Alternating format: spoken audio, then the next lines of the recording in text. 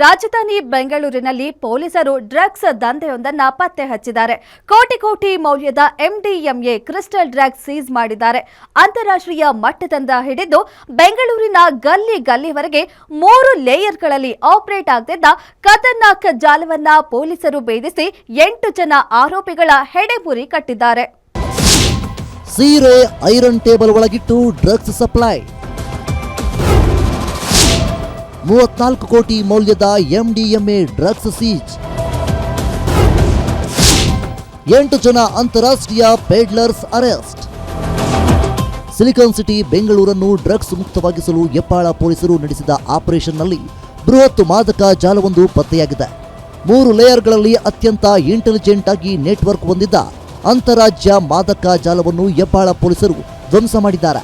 ಬರೋಬ್ಬರಿ 34 ಕೋಟಿ ರೂಪಾಯಿ ಮೌಲ್ಯದ ಅಸಲಿ ಡ್ರಗ್ಸ್ ಸೀಜ್ ಮಾಡಲಾಗಿದೆ. ಮೊದಲು ಸಿಕ್ಕಿದ್ದು ಒಂದು ಹ್ಯುಂಡೈ ವೆನ್ಯೂ ಕಾರ್. ಆ ಕಾರಿನಲ್ಲಿ ಅಡಗಿಸಲಾಗಿದ್ದ 4 ಕೆಜಿ 300 ಗ್ರಾಂ ಎಂಡಿಎಂಎ ಡ್ರಗ್ಸ್ ನೋಡಿ ಪೊಲೀಸರೇ ಶಾಕ್ ಆಗಿದ್ದರು.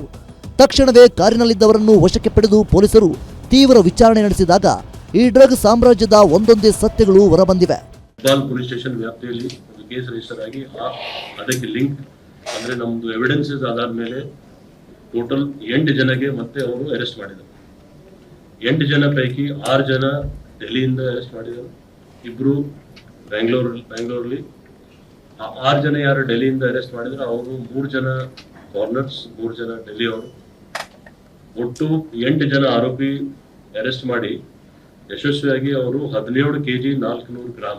ಈ ಕಿಲಾಡಿಗಳು ದೆಹಲಿಯಿಂದ ಬೆಂಗಳೂರಿಗೆ ಡ್ರಗ್ಸ್ ಸಾಗಿಸಲು ಬಳಸಿದ ಐಡಿಯಾ ಕೇಳಿದ್ರೆ ಖಂಡಿತ ನೀವು ಶಾಕ್ ಆಗ್ತೀರಾ. ದೆಹಲಿಯಿಂದ ರೈಲಿನಲ್ಲಿ ಯಾರಿಗೂ ಅನುಮಾನ ಬಾರದಂತೆ ಸೀರೆಗಳು, ಬಟ್ಟೆ ಐರನ್ ಮಾಡಲು ಬಳಸುವ ಟೇಬಲ್ ಮತ್ತು ಚೇರ್ಗಳ ರಹಸ್ಯ ಭಾಗಗಳ ಒಳಗಡೆ ಈ ಎಂಡಿಎಂಎ ಕ್ರಿಸ್ಟಲ್ ಅನ್ನು ಪ್ಯಾಕ್ ಮಾಡಲಾಗುತ್ತಿತ್ತು. ಮೇಲ್ನೋಟಕ್ಕೆ ಇದು ಸಾಮಾನ್ಯ ಗಿಫ್ಟ್ ಪ್ಯಾಕ್ ಅಂತೆ ಕಾಣಿಸಿಕೊಳ್ತಿತ್ತು. ಹೀಗೆ ತಂದ ಡ್ರಗ್ಸ್ ಅನ್ನು ಬೆಂಗಳೂರಿನ ಹೆಬ್ಬಾಳಕ್ಕೆ ತಂದು ಸಪ್ಲೈ ಮಾಡಲಾಗುತ್ತಿತ್ತು. ಇನ್ನು ವಿಚಾರಣೆ ವೇಳೆ ಸಿಕ್ಕ ಮಹತ್ವದ ಸುಳಿವಿನ ಮೇರೆಗೆ ಹೆಬ್ಬಾಳ ಪೊಲೀಸರು ಸರ್ಜಾಪುರದಲ್ಲಿ ಪೆಡ್ಲರ್ ಮನ್ಸೂರ್ ನಿವಾಸದ ಮೇಲೆ ದಾಳಿ ನಡೆಸಿದಾಗ ಅಲ್ಲಿ 10 ಕೆಜಿ ಹಾಗೂ ಎಣ್ಣೂರಿನಲ್ಲಿರುವ ಅಬ್ದುಲ್ ಸಮಾದ್ ನಿವಾಸದಲ್ಲಿ 3.5 ಕೆಜಿ ಡ್ರಗ್ಸ್ ಪತ್ತೆಯಾಗಿದೆ. ಒಟ್ಟಾರೆಯಾಗಿ ಪೊಲೀಸರು 17 ಕೆಜಿ 400 ಗ್ರಾಂ ತೂಕದ ಬರೋಬ್ಬರಿ 34 ಕೋಟಿ ರೂಪಾಯಿ ಬೆಲೆ ಬಾಳುವ ಮಾದಕ ವಸ್ತುವನ್ನು ವಶಕ್ಕೆ ಪಡೆದಿದ್ದಾರೆ.